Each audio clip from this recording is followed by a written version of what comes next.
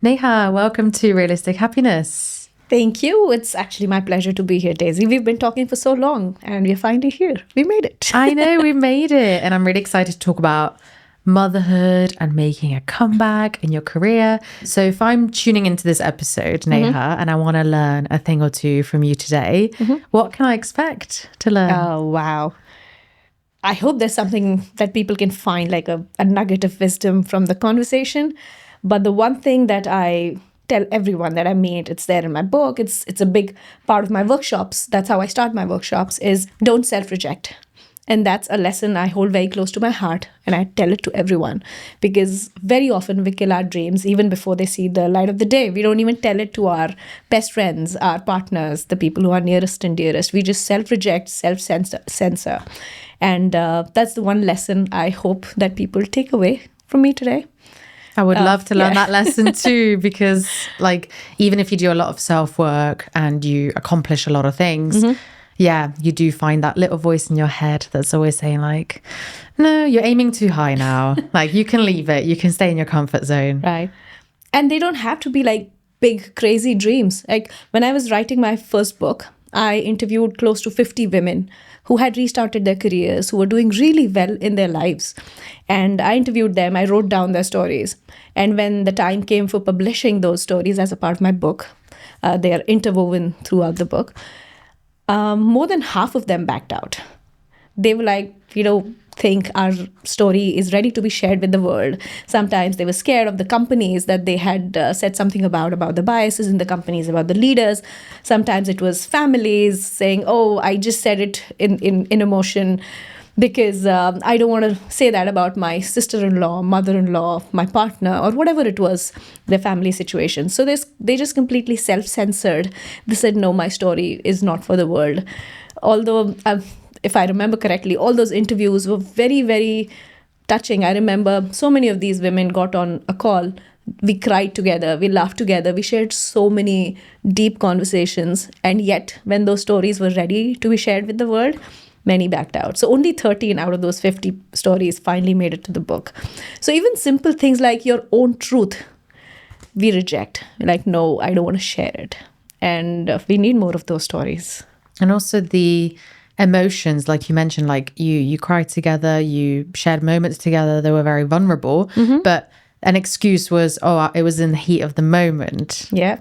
But it's actually, if you're feeling like that and you felt strong enough to actually like voice it and willing to put it in a book, like you felt very strongly about it at some point. So it's really sad that, yeah, I can kind of relate as well, like it's really sad to silence yourself, reject yourself. It's very, very deep. But I want to kind of go back in time. Sure. Because you're an author and a TED speaker and a mother, but you've had a really non-linear journey in your career. I believe face painting you did once, right, for kids? Yes, that's where I started, I guess. Yeah. Can you talk us through, because I want to basically share your story to inspire mothers, but also other ladies to take control back in their lives and their careers and really like understand that, your trajectory, living in different countries, having different jobs, that like you can really paint your own story essentially. Right. So can you talk us through from like painting children's faces to being an author and TEDx, like what happened in between? So it's, in short, everything that you just said is absolutely true. And in short, it's been crazy. And you've met me. I'm not a completely reasonable person. And so these things have been difficult. But just the fact that we've been open to saying yes to so many of these experiences have made it a fun ride. So face painting actually wasn't the first crazy thing I did, though I just said it was.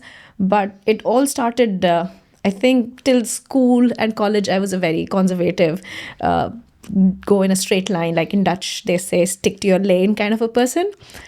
But in my post-graduation, I realized that the people in my college were not getting jobs. So I thought, what should I do? I need a job after I finished my studies. So what I did was I went online and I looked up the big companies in big cities in India.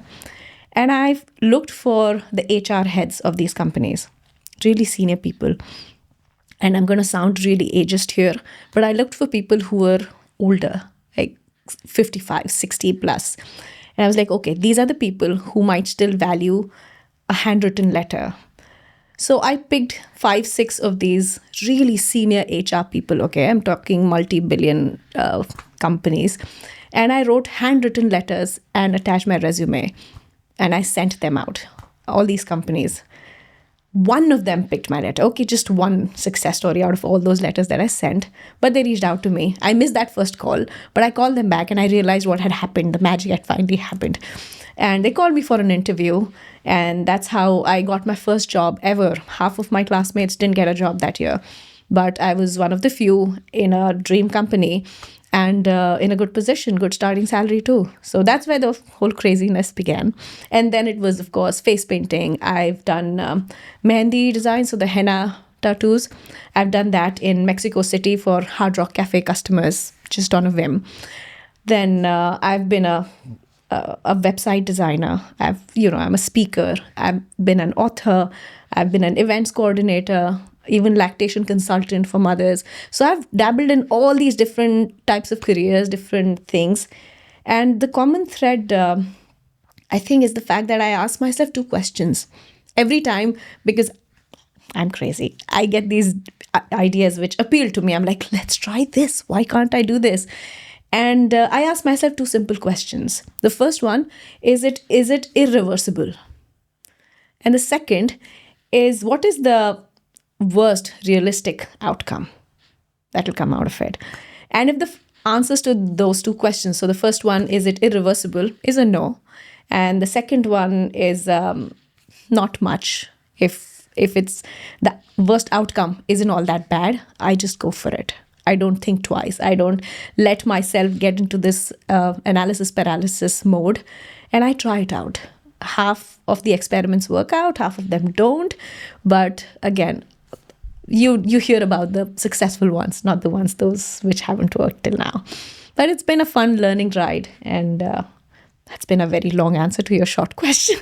No, it's amazing. I love that you see it as experiments. I love that you self-reflect each time, so you don't spontaneously like quit your job or go for it. You do ask yourself those 2 questions to assess, like, can I go back if things go wrong? Yeah. And realistically, what's the outcome, like worst kind of scenario? And I think that's so important, because I think, yeah, like you said, decision paralysis, right? Like everyone kind of gets intrusive thoughts, like maybe I should just quit my job and become an entrepreneur, or like maybe I should start that crochet business, or maybe like, or like, especially in COVID, like I was making like vases and drawing. Really? And I was like, yeah, and I was like, I wasn't very good, but I liked it. And I was like, imagine if this was a job. And I was like, it could be.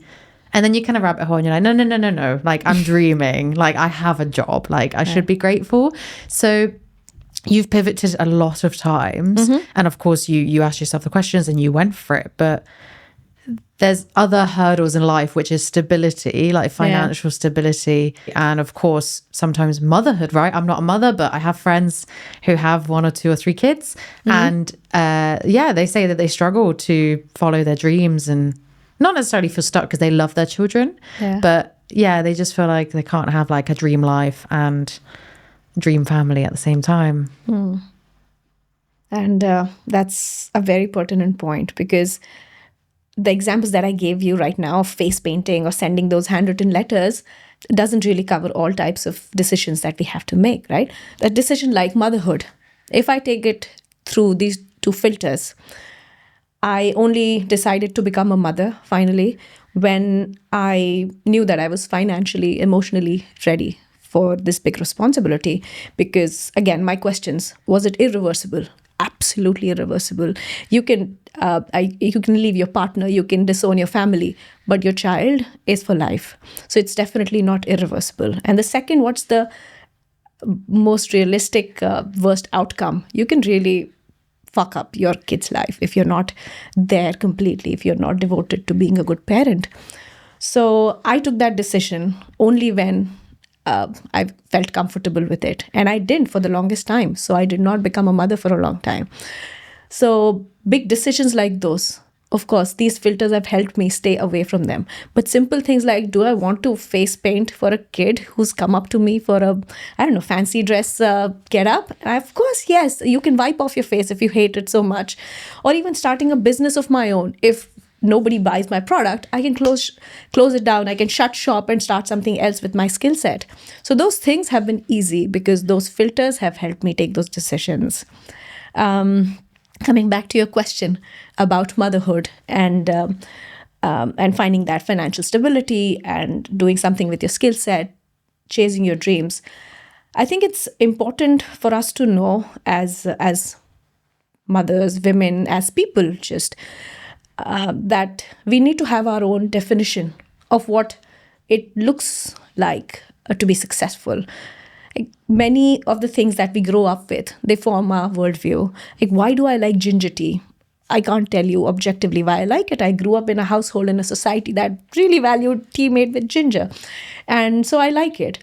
But even bigger things like how do I take care of my financial well-being is somehow formed by my parents, for example. Or what do I find sexy in a person is something that I've slowly learned over the years. Isn't something that I read a book on and I decided, okay, this is what I find sexy.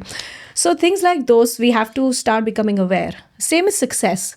We've been fed this image of a very male-centric success definition of somebody who's in a powerful position, who has the money, who has people working for them, etc., etc. But if we really want to feel successful or fulfilled in our careers, with our children, with our families, with our own dreams, we need to make sure that we know what success is to us.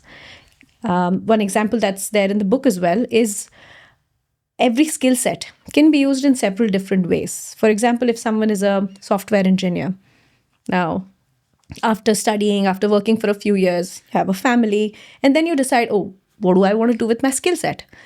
So you don't have to go back to an IT company and work 9 to 5, a crazy cutthroat job. Of course, you can do that if that's what appeals to you. But you can also go to university and become a professor, teach software engineering to the next generation of engineers. Or you can join a nonprofit, make less money, but follow your purpose, contribute to the society, do something really great with the skill set that you have. Build their website, build their CRM, whatever you do with that skill set.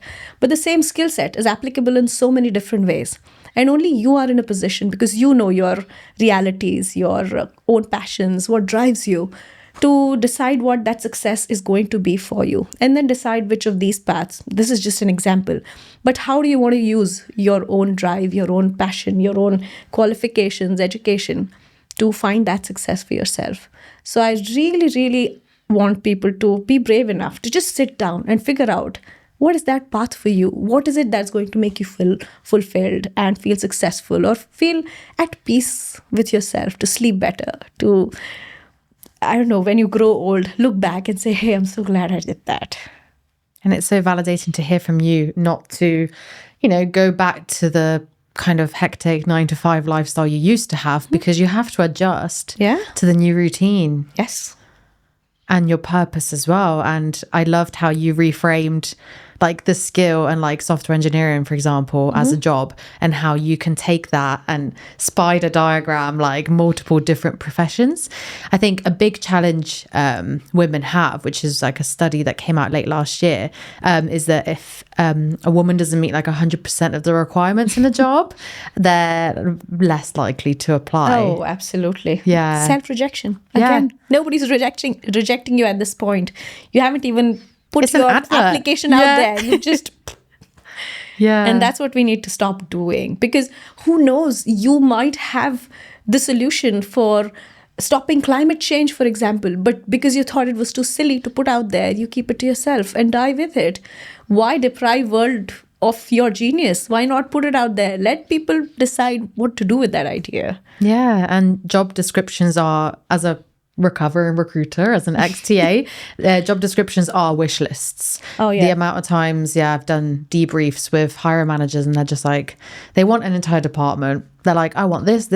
Oh, maybe they could speak 3 languages as well. Yeah, Like the proverbial purple unicorn, right? yes, exactly. So that's been something that's helped me a lot, just looking at job descriptions as an applicant and being like, this is just someone's wish list. And like you said, if I do believe in myself and I've done really cool things and I can see a solution for this company or even this role, like I can do X, Y, Z, and just write that like in your cover letter or on a DM. Oh, I love that idea. Yeah, then it's like you're forward thinking and like you're really putting your heart and soul, into that instead of being scared and like, oh, I don't speak this language. Oh, I don't have this degree. Right. Oh, okay, never mind. I don't apply. Like they can't see you. True. Absolutely true. Yeah. And I also give a version of fake it till you make it to the people who come for my workshop about this. If there's a skill set or a topic that you know nothing about, for example, if it's a software, let's stick to software engineers. If it's a software engineer job in a sustainability company and they say, oh, you need to have basic understanding of sustainability and you don't have that, just add it as an extra skill set. Register yourself on one of these courses that are there on LinkedIn Learning or Udemy or wherever. It's full of free courses and do it in a couple of hours. And now you have basic understanding of sustainability. But you don't even have to do it before you apply. You send that application. And if you start getting calls, if they call you for the first round, second round, do that in a couple of hours. And now you can talk on that topic. So faking it till you make it, not completely lying about your degrees, but to a certain degree, being open to learning new things if it's something that's required for the company or the job or the industry that you're applying to. That's really smart. I've never thought about fake it till you make it that way, like where it's actually the application. And then if the companies are interested, like for example, in sustainability, then you're like, oh shit, like go on YouTube, watch videos, like take notes. It's super, super smart. I teach people about fake it till you make it for the interview stage, like face to face and in general, because to make yourself like limited edition, like we don't know what's happening behind closed doors in your personal life. So if you just tell us like, I have loads of offers or I have loads of interviews, right? I fell for it every single time. I was like, oh my God, like whether you're a woman or a man, it doesn't matter. You can take this advice. But I was really like, yeah, like, okay, I need to speed up because we need to create urgency as well. Absolutely. And that's a good way to like advocate for yourself as well, instead of just like waiting and lingering. And I have so many friends at the moment that are job hunting and it's like really taking a toll on their mental health because it's painful. It's slow. Oh God, it is. Yeah. Yes. It's horrible. Yeah. The job market hasn't looked good in the last year or so, right? Yeah. So it's picking up. It's picking up again. And talking about motivation, I want to talk about your motivation after becoming a mother. So juggling kids, nappies, household, etc., and also your career. What helped you stay energized and disciplined whilst being ambitious and career driven, but also having 2 kids? So there are 2 sides to it. One is it's not the whole story. And the second is that I'm very intrinsically motivated. I've been all my life. So I'll start with the not the whole story part, because there was a time after I gave birth to my first child that I was down in dumps. Looking back, it might have been postpartum depression. I never got diagnosed, but I remember feeling really, really down on days, not wanting to take a shower, go out, even having those really dark ideas. And I'm glad I was able to pull through that period without any support. But now I always recommend women to find the support they need, because there's this cute term called baby blues that people talk about. It's a very, very dark shade of blue for some women. And I want people to be aware of that. Many women who pick up my book, there's this advisory right in the beginning of the book that if you're feeling something like that, to find a therapist and leave the book at the back of your cupboard when you're really ready for your career restart. You don't have to focus on something else. Focus on yourself first. So there's been a difficult time as well, and I always talk about it very openly. The second part, of course, I've been very self-driven all my life. And when I talk to other women, I find it in other women also. Many of them, they call it. So I'll say it in Hindi. Many of them use the word "ek keeda hai," which literally means there's this insect inside of me that's gnawing at me to do something more, to chase your dreams, to do something with your qualifications, with the aspirations that you had growing up. And that's such a beautiful metaphor. Like this insect, if you have a bee stuck inside, or even I don't know, if there's an insect in your eye or in your nose, in your ear, there's nothing you can do in life. You have to first get rid of that. Even if it's a teeny tiny thing, it's a small bug, still have to take care of it before you can live your life. So if you have that little, what do you call it, urge to do something, that's your sign. I think that's where it has to start. And that's how it started for me as well. I had my first child when I just finished my MBA. And in my final year of MBA, I was getting lots of offers. And it was my first trimester. So it was long before the lean-in days, or before Yahoo hired its first pregnant C-suite woman. And back then I thought, oh, I can't take up a job offer. I'll be cheating that company without telling them that I'm pregnant, because I'll be on a maternity leave very soon. And I kind of self-rejected at that point. I was like, no, I can't take up a job. And in first trimester, you don't talk about it usually, because the chances of a miscarriage are very, very high. So I didn't tell any of my classmates, and they were like, Neha, what kind of dream company are you waiting for? Why do you keep saying no to all these companies that are offering you a job? And I didn't take it up, because I was like, no, I can't, because I'm going to get pregnant, as if it was a disease or something. It's a fact of life. And now I know better, so I don't berate myself on that. But at one point I was like, I just almost killed my own career with my own bare hands. But yeah, it has worked out well, touch wood. But during that time, yeah, it was easy to say, no, I can't work, I can't do this, I can't do that. So since I didn't do anything with my skill set, with the fresh MBA that I had, it kept nagging me. I was like, what am I doing? The babies are cute and adorable and beautiful creatures, but it's also pretty dumb. The job is pretty dumb. You don't need a lot of creativity to change a nappy, for example. It's life-saving, but it's not really intelligent or creative, the work. So your brain is still working, it's functioning. So you still have those ideas, those dreams, those qualifications, those aspirations. And yeah, so that kept at me. And I started my business when my daughter was just 1.5 years old. And she used to come with me. The first time that I gave a big pitch to a big company, that was Ericsson, which is a massive company. I took her with me. Oh, wow. And even back then, the HR head, I told her, hey, listen, I can't find a babysitter. And she was like, just bring the kid with you. What's the worst that she's going to do? And I was like, yeah, you're right. What is the worst that she'll do? You know what she did? We were in this big conference room where the HR head and I were having a conversation about their training need. And she was running around in the room for a little while. Then she joined a few chairs and made a bed for my bag and wrote on the book that I was reading back then, which I don't recommend, but there was one spoiled book, 2 moved chairs, and some little noise in a conference room in a large company. Nobody cares about it. Seriously. So I went there, gave that big pitch, and I got that big account. So just not self-rejecting, saying, yes, I can do it, and telling people about it, asking for help, saying it as it is. And you have no idea how many people step up to help you out, to say yes. Nobody would recommend taking your kid for your first pitch to a large corporation, right? Yeah. But I did, and it worked out. So put yourself out there.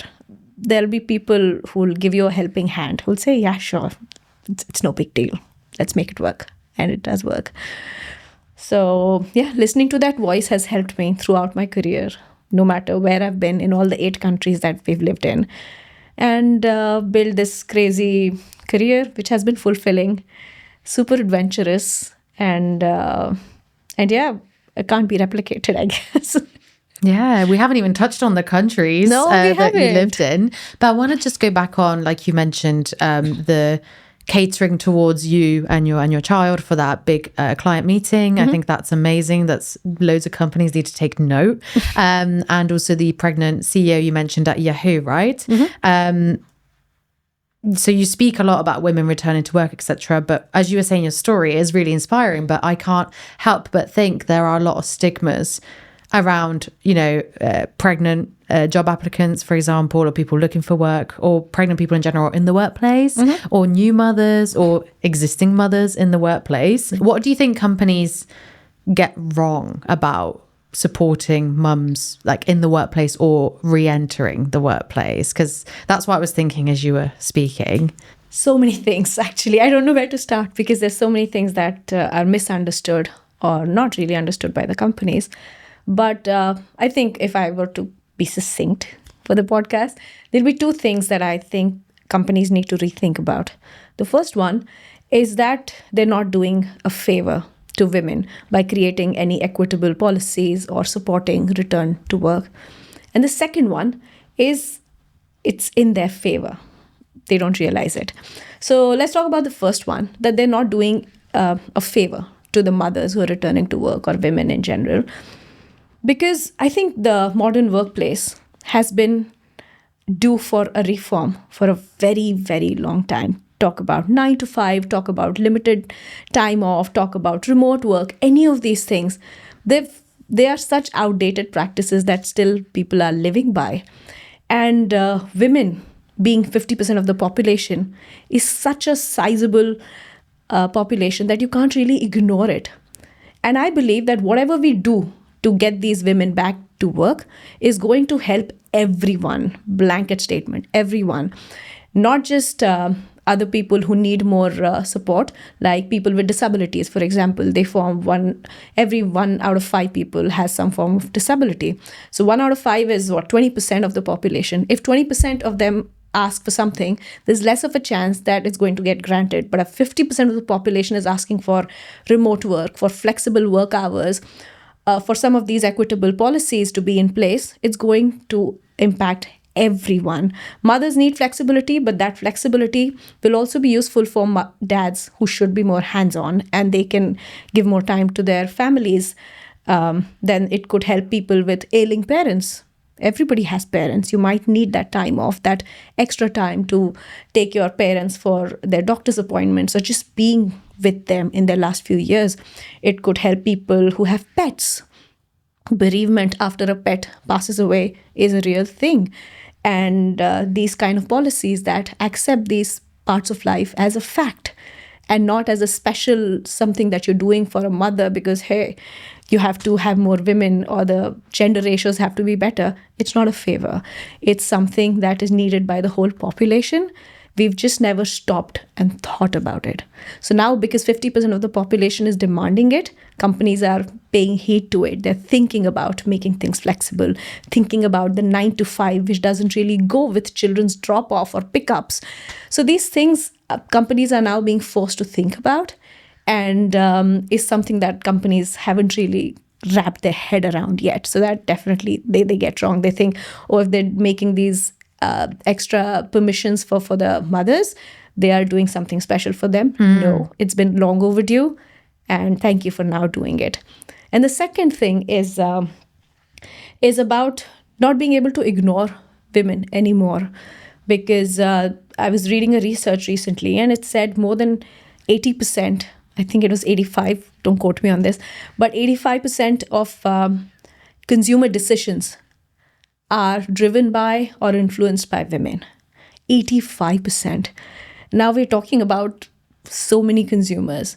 And what better way to understand your consumers than to actually have them on your team? So companies really need women to be on their teams, to tell them this is how you record a video, this is how you sell to a woman, this is how you create an offer that will be attractive to women, this is how you avoid the male gaze when you're recording a video for I don't know, even a bikini or a depilator or something like that. The male gaze have been served to us for a very, very long time. Having women on your marketing team, on your videography team, will tell you how to make it appealing to women, how to sell Victoria's Secret in a way that women will buy it, because they are the consumers. They are the 85% consumers who are making those decisions. So companies absolutely need women to be on the teams, not the other way around. And the third thing, I think, I said 2. Now there are 3. Great. No, more the third better. thing, I was.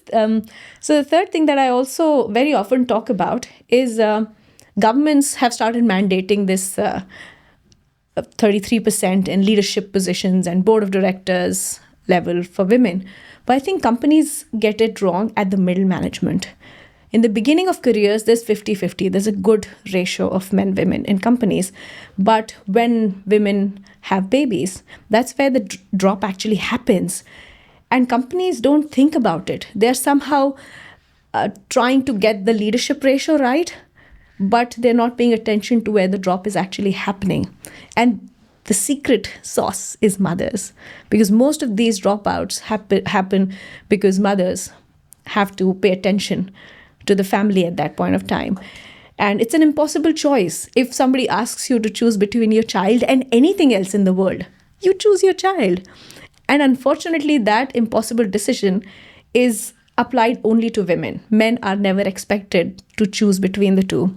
So companies need to pay attention to this middle management level. And that's what they've been getting wrong. They pay attention to the beginning and they pay attention to the end. But if you correct it in the middle part, having more women in middle management, helping them reintegrate after the motherhood break, you won't have to work at the CXO level, at the senior leadership level, because then you have a very solid internal pipeline that will supply you senior leaders automatically. So I think those are the 3 things that companies could understand better, do better, and learn from what's happening in the world. 100%. You said such valid things, and I totally agree. Not just the customers being majority women, but also right now decision makers. There's a lot of women who are entrepreneurial, starting their own businesses, have established successful businesses, but also on the board. We've seen a rise. So yes, and especially in HR, it's a female heavy, let's say, kind of division. And if you want to get on their good side and win more business or clients, etc., you need to understand what we want professionally wise, right? How to talk to us, how to appeal to us, right? So what better than having a spokesperson or an influencer, or I don't know, someone who's the face of your company who is going through the same things, who is one of us. Yeah, absolutely. So important. And I was also thinking as you were speaking, again, being on the other side and hiring and being a manager as well, the amount of times I saw, like, it doesn't happen super often, but I did see from some hiring managers, which was horrible, that they were sifting through CVs with me and saying like, oh, how old is this woman? Oh, early 20s. Oh, no. Like, she will get pregnant and we'll lose her in a few years. And just the fact that's on top of my mind, and that was in the last few years that kind of situation happened, there is really a big bias around that. Time. And even forecasting. In the beginning of my career, I was asked exactly this question. I was asked in an interview if I plan to get married, or if I had a boyfriend, or if I was planning to get pregnant. And unfortunately, I wish it was a thing in the past.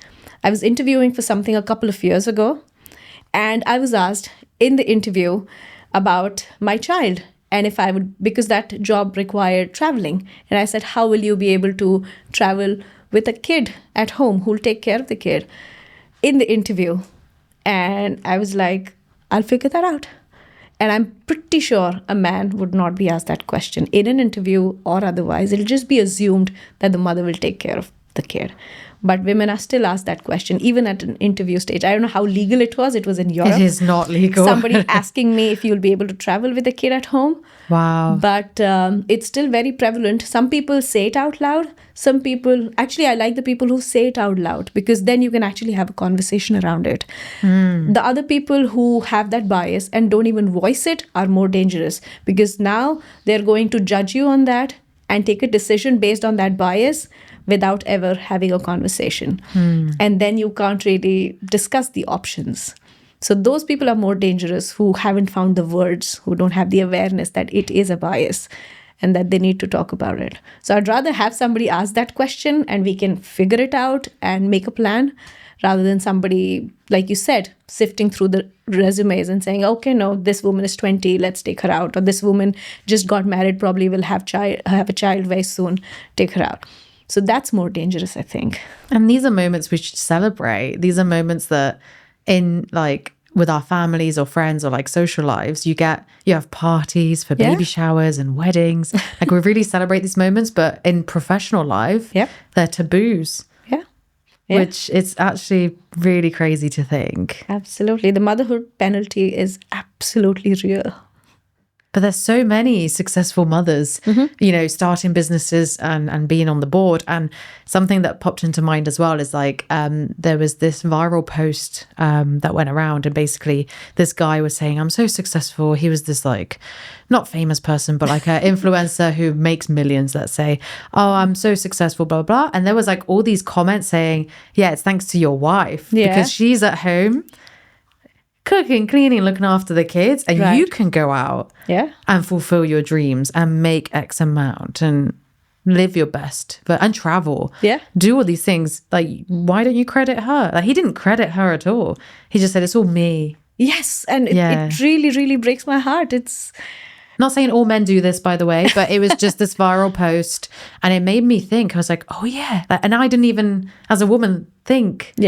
Oh, there was someone else, kind of helping him and supporting him, like behind his dreams. Yes. Yeah. I also read a similar post where this person was talking about famous authors and how they talk about writing their books in a peaceful corner, or the first thing in the morning. They wake up at 6 o'clock and devote the first 3 hours when their brain is the freshest, where their subconscious is throwing ideas nonstop to them, and that's how they came up with their best pieces of fiction. And then at the end of that post or something, there was this example of Agatha Christie. She's one of my favorite authors, and about her, and there was just one line about her saying, even Agatha Christie found her inspiration while doing the dishes. And I was like, oh my God, the comparison. Men actually had a desk in a corner, a quiet desk in a corner. With 2 kids, I can't even imagine a quiet any place in the whole house. Not even the toilet is quiet. Somebody or the other is always screaming. If nothing else, my dog is barking. So just finding that peaceful spot because somebody else is taking care of all the crap in the house is a privilege to have. If Agatha Christie had her most brilliant idea while she was doing her dishes, she was not at a liberty to leave everything and start writing. She probably had a kid pulling at her dress while she was doing 5 other chores. And she had to wait till the kid was asleep and the chores was done to probably write late into the night. And maybe half her best ideas we've lost because of all that. So not having that privilege has been a historic thing, and it hasn't changed even now. Just having somebody else taking care of the life around your work is a big privilege, and people need to notice it, talk about it, and share the load. Seriously, share the load. Yeah, I also saw something similar, not about authors, but about founders. When people put female founder in their title, or they get praised for being female founders. And this one lady just said, you should just take female out. Like, I'm a founder. I'm the same level as you. I've got a business. It's successful. I'm making money. I'm not female this, female that. No. Right. And we just have to, again, not self-reject. It can come in many ways, not just applying for jobs, but in a job, setting up your own business, just living life. Like, stop self-rejecting. Yes. It's incredibly sad. We have so much power within ourselves. We take it away ourselves sometimes. Yeah, before we get the chance. I think we're just afraid. We're afraid of the stigmas. We're afraid of other people doing it for us and making us feel bad. We might as well jump and do it ourselves first. Right. And of course, I mean, I speak as a mother, as a woman, but also a person of color. And you're also afraid of being seen as that diverse candidate.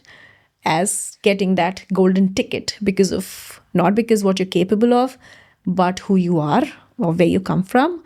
And that's also something that scares women. Like, oh, I may get that senior position, but people will always think that she is there because she's a part of a quota and not because she deserves to be there. So that's also something. And it's a real fear. It's The tokenism. Yeah. the tokenism is real. So we can't discount that. And that fear does play on some people's mind, for example, for sure. Yeah. And I think, even though there is tokenism and, there's so many times where I've had hiring managers say like, oh, I need a woman in the team. There's too many guys, like, so it can be also flipped in that way, which really, really sucks. But then we do get a seat at the table and we can influence from then on who else comes into the team. Yes. And expand that and educate people in the team. And like, so even getting through the door, it can be a bit awkward, weird. You might be the only woman in the team, but like, you are representing all of us. Yes. Yeah, I mean, there are two sides to it. Come on. Of course, you're representing all of us, but also not putting so much pressure on yourself to be like the perfect specimen of a woman. Yeah. So that you get into analysis paralysis, or you have that, what is it called? Imposter syndrome. They're like, oh, I've got to be this perfect Indian, or I've got to be this perfect woman leader. Yeah. Just be yourself. Give yourself permission to make mistakes, to be you, to learn from what you're doing. You might be the first person there. You won't be the last. So keep the door open. Lend a helping hand, but don't put yourself in a position where you are putting yourself on a pedestal saying, this is it. I have got to be the perfect whoever it is. And try and make allies. I think that's really important, whether it doesn't have to be women in your level, but for example, I was a leader in one company, which was a startup, the only woman leader, but I befriended like my team and then other ladies in the business. And when I got challenged with things, like, because I did have very strange things said to me, like I'm too emotional, like I should maybe reconsider my role because I'm too emotional. Wow. I've had crazy shit said to me in meetings and stuff, but because it was men and they didn't understand. So it was really reassuring and really empowering to not disclose all the details, but like just say to the other ladies, like, this is not okay, right? Like, and how to like frame it and go about it the next time and really advocate for yourself, because going through things alone, especially when you're judged, or like, for example, you get told you are too much, too emotional, etc. Like, I've even had someone say like, oh, is it that time of the month? Oh, wow. Yeah. Like, oh, is it like, are you okay? Is it that time? And I was like, fuck you. No, it's not. And I just feel really passionate about this. Is that not okay?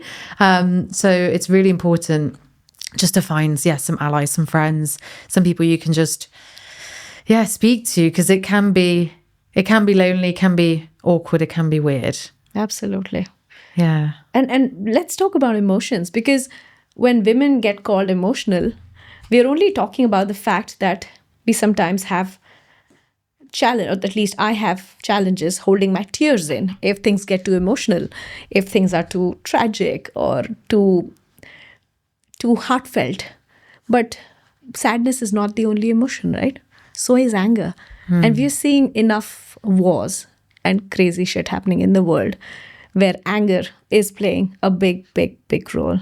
And the anger comes from men in most of these situations. I was going to say, who are the leaders? Yeah. Exactly. And it's killing people. In case of some women who cry during their performance evaluation, what's the worst that will happen realistically? She'll probably not get a promotion, or you'll probably have to reschedule the performance evaluation. But what happens when anger takes control? It kills people. So I think every human being is emotional. What you do with that emotion and which emotions are in play plays a much bigger part than gender does, I believe. So I think calling women emotional is a misnomer. I think men have so many more emotions that they show in terms of anger, aggression, and which is really killing the world. So but it's also seen as passion. If a man like stands in the middle of the room and he's like, I have an idea, or I don't agree with it. Assertiveness versus being seen as a bossy woman. Yeah, it's just, oh gosh, I've had that as well. Bossy, micromanager, etc. Yeah, but also being like a team member as well. Like, if you, because I'm very dependent in mood. I don't know if that's all women out there or everyone in general, but like if I don't fancy speaking in a meeting because I'm on my period, or I don't know, I just didn't sleep, like I'm very mood dependent, so like I'm just not gonna, and then I get pulled up on it, like, like what's wrong, and I'm prying, and I'm like, oh, I just don't want to talk. And other days, yeah, I'm a bit more emotional because I don't know, going through things, or again, the PMS, whatever. And professionalism is essentially like suppressing emotions, isn't it? It's masking its. Again, that's a very male-centric view of looking at professionalism. I have a big qualm about the word professional. The word professional, executive presence have been defined for the longest time by the Western society, by very male-centric workplaces where kids are not seen as a part of workplaces where attire has to be black and white and gray. Sorry, not looking at you. God, I'm looking so corporate you today. look professional, but like colors are not a part. I'll give you a very personal example. Like when we were living in Thailand, my husband, who was a manager there in a company, and in Thailand, many women wear headbands, which are fancier than normal headbands. So they had little squiggly things coming out of it and cute accessories, essentially. And he had never seen that as a part of workplaces. And he used to always come back and say, but why do women have to wear that? It's not professional.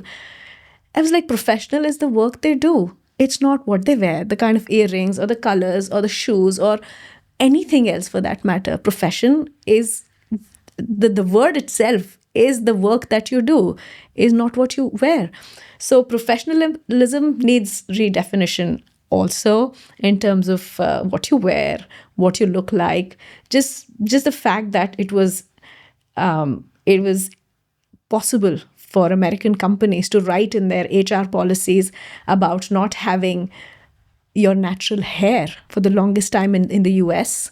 Your natural hair, what does that mean? Your natural hair for African Americans, they used to straighten their hair or do stuff with their hair because they couldn't wear it in its natural glory. It wasn't. Seriously? Yes. That was in like a handbook. Like it was. And it wasn't seen as professional. Whereas that was their natural hair. What were they supposed to do? Pay hundreds to the hairdressers. Yes. Oh. And it was there in HR policies.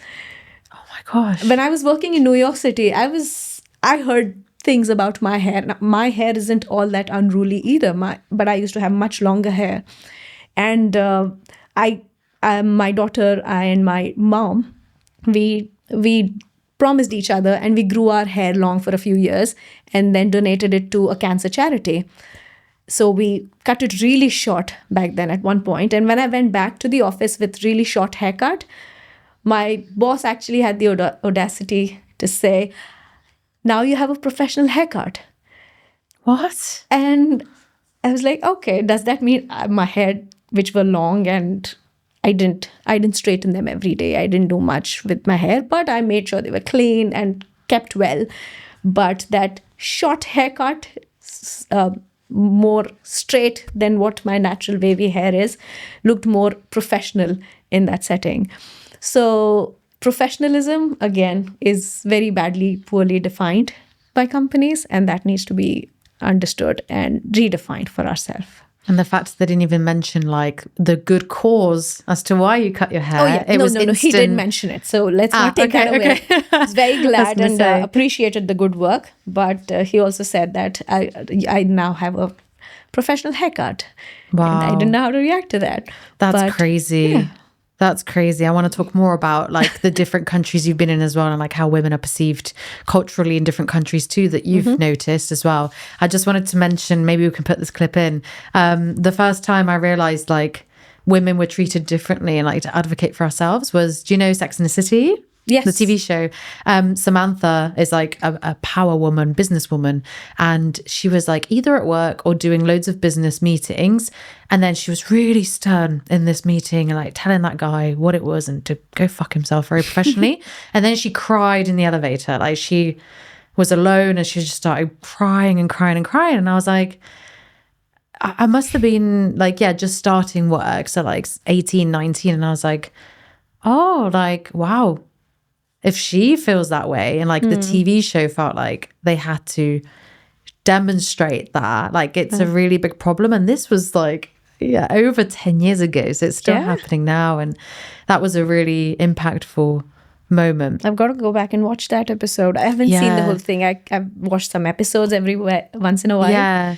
But it's a series I need to go back and watch. It's really, well, it's a bit of both. It's like very empowering, but also a bit, it kind of falls in, like, especially with Carrie being like ditzy and like fashion and you know, so it's many of these series haven't aged well, I've realized. After having a kid and I want to introduce her to my favorite movies, I've made a mistake a few times, and now I watch them again to see if they've aged well. The amount of sexism, the amount of ageism, just body shaming that was a part of old movies. Especially 90s. Exactly. Ooh, that was so bad. So, some of these movies and series have really, really aged bad. Yeah, and even the magazines. Oh, yes. Oh, they were terrible. Like, she's gained 3 kilos. Yeah.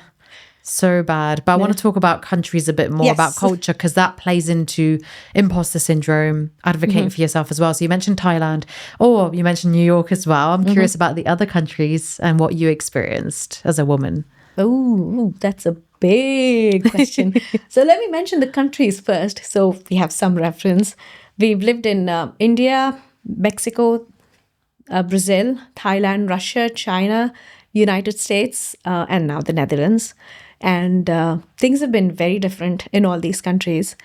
Living here has opened our minds like nothing else does. Like traveling, they say, right? Traveling really opens your mind, and it has done the same for us. It didn't start with a plan, really. When we were both working full time in India back then, and my husband got an opportunity to work in Brazil, and we did what any intelligent, reasonable people would do. We went on Google and searched Sao Paulo, and like smart people, we only looked at the first page of the search results. We're like, oh, beach, check. Oh, football, check. Oh, samba, sounds interesting. Check, check, check. And we made a decision. We got our first reality check when we told our families about it. And they were like, oh, not US or UK or Dubai, which were like the places to go to back then, for at least Indians. And Latin America, nobody had thought about it. Why Brazil of all the places?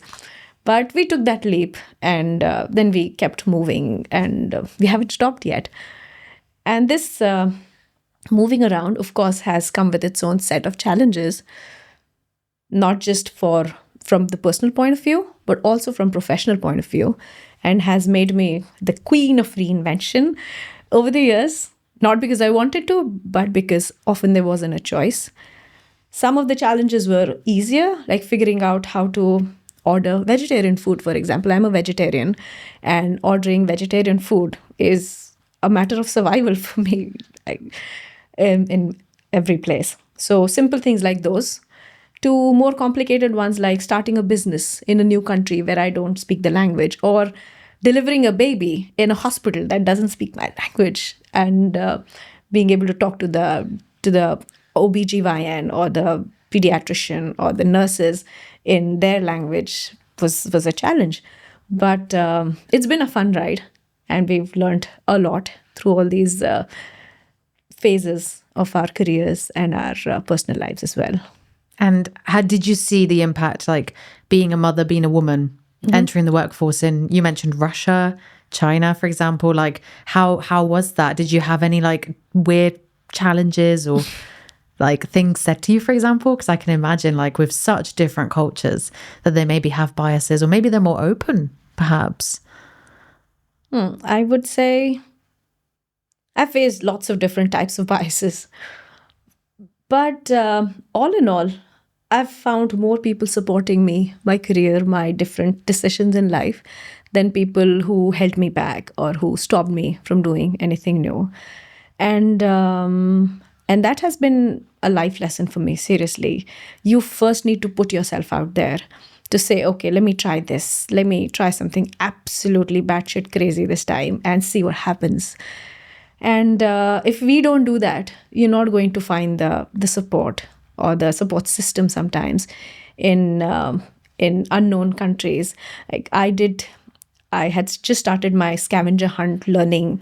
So it was a learning gamification company. I started with my first child was pretty young. And this learning gamification company, before I implemented in bigger companies, I wanted to test out the model. So I started approaching smaller nonprofits in Moscow, reaching out to smaller organizations. And there was this place that was a tourist bureau of sorts in the middle of Moscow. And I went there and I made good friends with those people. They helped me run a whole citywide scavenger hunt. And I used to take my kid with me, and they were all young people, okay? They all took care of my kid. She ate too many candies at the end of those scavenger hunts because that was their trick of keeping her happy throughout the whole experience. But they were there. Nobody asked them to take care of my kid. Nobody said you had to give a chance to a new entrepreneur who doesn't even speak your language in a new country. But they stepped up. They made it all fun and games, both for my daughter, for me, to start a business, to try out this new model, and of course, learn in the whole process. The scavenger hunts were a big hunt, a big hit. And the learning gamification model that I was trying out was pretty successful. So putting yourself out there in all these different countries has been the first thing that I did. And it has really, really, helped me get to where I am right now. One more thing I would like to mention about these places, about moving to all these places, is that I actually find it energizing to be a novice. I don't know why, but this whole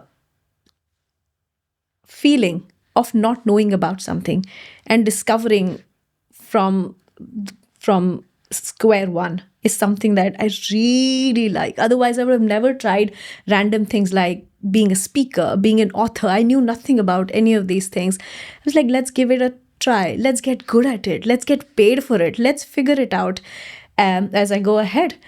And I get energy from that. Like, for example, if I were to move back to India, and I go on Google and look at the search results that come up, I'll ignore most of them because whatever those articles are telling me, I probably already know. So I'll be very selective in what I read about India. But if I were to given a chance, I was given a chance to move to Honolulu, for example. I know nothing about the place. I don't even know if it exists, right? Honolulu is in Hawaii? I don't want to quote this. I think it's in Hawaii. We can take this out. But if I were to move to Honolulu, I would Google it and Google the heck out of it because I know nothing about the weather, the people, the language, the food, anything. And I'll read every article that I find about it. I'll listen to every video that talks about Honolulu. And I'll be so open to absorbing all the information that I'm getting. It's the same with learning a new skill or reinventing your career or trying a new language or a new country. You're so open to all the information that you're getting, feeling like a complete idiot so that you can get better at it and get good at it, get paid for something like that is something that I find really energizing. And I love doing that. I see a lot of myself in you. And I think that's how a beautiful 360 moment about self-rejection at the beginning of the episode.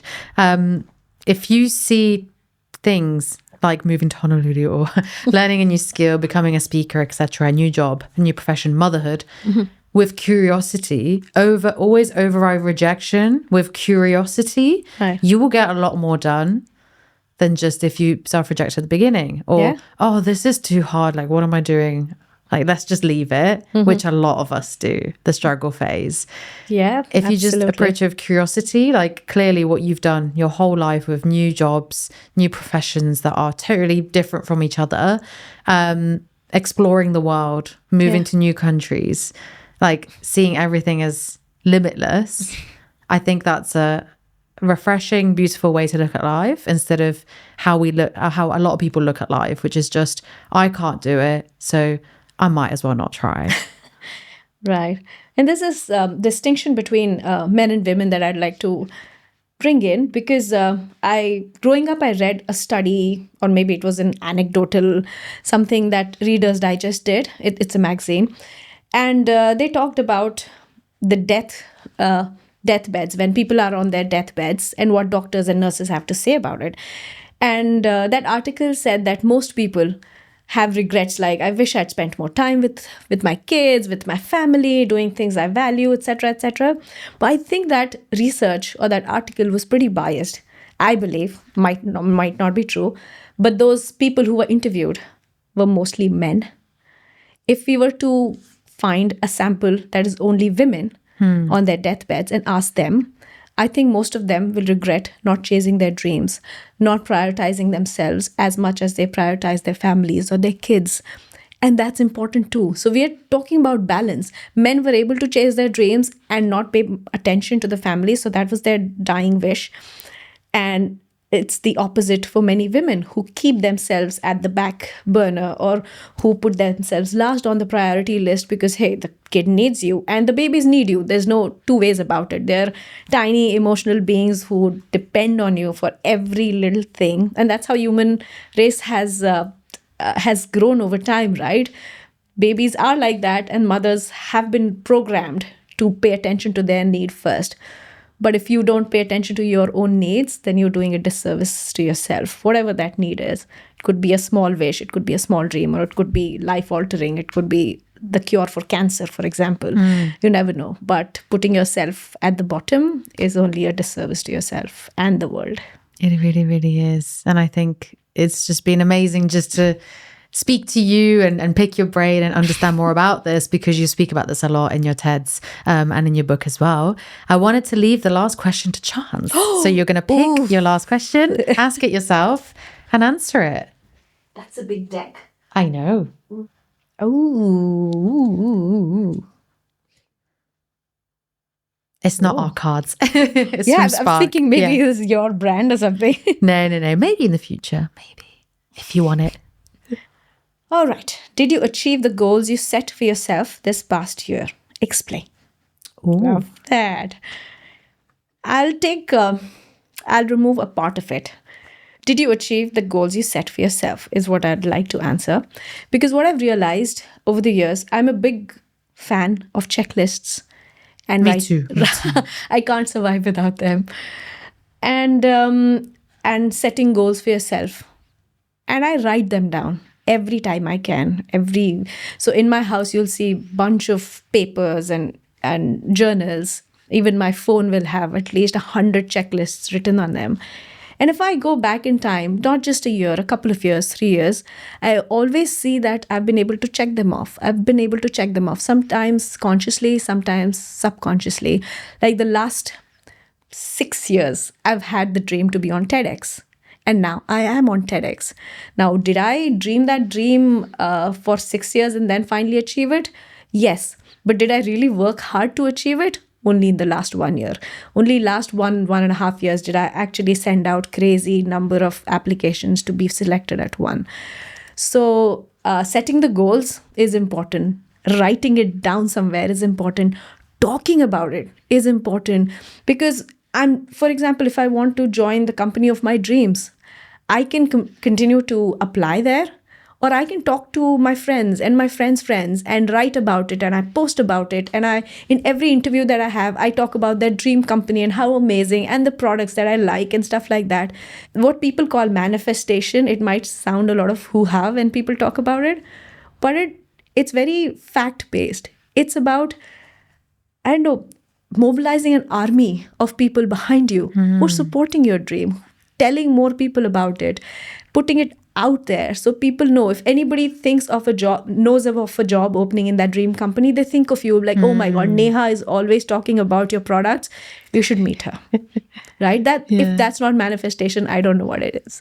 So all the goals that I've written down in all my checklists eventually get checked off. It may not be in a year. It may take 5, 6, 7 years. But they always, always happen. Yeah, your dream of TEDx, I share that with you. And I was so proud to see all the pictures, and I can't wait to see the TED Talk. And you have more coming up. So you wished for one and you manifested too hard. Yes. And now you have too many TEDx's. Just kidding. Yeah, no, it's never too many. In fact, in the beginning, I thought I will not take on all 3 because, hey, what incremental value does it have to have more than one TEDx? That's what I was thinking. But I have a speaking coach, And I actually have two, and both of them are he and a she, very different people, very different styles. But both of them said, Neha, the best marketing you can get is to get there on stage. Whether it's paid, whether it's unpaid, whether it's TEDx, whether it's a local community event, the more stage time you get, the more reps you get, the more confident you get, the more clearer your message gets. And you need those reps to get where you want to be. And that's what I'm doing. So I say yes to almost every speaking opportunity that comes to me. And I work hard to just get it right, to make the best out of that situation. You really do. This is the whole essence of this episode, is curiosity, getting the best out of opportunities. The two questions you ask yourself. I think that to-do list, like how you manifest your goals in life, was like a masterclass in like getting your dreams, but also like manifesting and personal branding, low key, because you tell people about your dream, they think of you. That's personal branding in a nutshell. Yeah. I'm glad we talked about it, that you have that dream too. So that makes it very easy for me to now, when I go for my next TEDx talk and I'm making new connections, I say, hey, next year when you're looking, get in touch with me. I have somebody who speaks really well, and I connect them Oh my to gosh. you. Oh my gosh. I need to get ready. Yeah. And very often, we women, we think, oh, let me work silently, quietly at it, and then I'll surprise the world with it. Yes, that's possible, but it just takes a little longer. Why do you want to put yourself through it if you have your cheerleaders, your friends, your family who are ready to help you, who want to be in your army fighting with you? Why do you want to do it all alone? There's no point. That's a whole, we have to get you back, because that's a whole other episode talking about stigmas in society, but also like your friends, etc., not backing you. That's a whole other episode we can talk. And they don't even have to be your friends, like that HR head in Ericsson. Yeah. I was meeting her for the first time, but just because I had the courage to ask her, hey, no babysitter, can I get my kid? She said, yes, what's the worst that's going to happen? She was a supporter without me even knowing about her. So just put your intention, your ideas out there. You'll find your supporters. You'll find your tribe. Yeah, I think it's just been so amazing, Neha, talking to you today. And I think a lot of people, I don't have kids, and I related to everything you were saying. And it's been a really educational, eye-opening, inspiring, go-getting, like motivational talk, actually, I think, this episode. You're just an amazing person. So we'll have to get you back for next year. Thank you for coming on. Daisy, no, the pleasure was all mine. It was so good talking to you. I wasn't very sure what to expect, but the conversation was so organic. So it flowed so easily, and loved your questions. And I love the idea of that little deck where you leave it to chance, but all the questions I'm sure are amazing, because the one I picked, I was like, yeah, that's the perfect question for me. Yeah. So I'm sure all of them bring out good insights from your guests. And I'm so glad you're doing this, just helping people find that realistic happiness in their lives.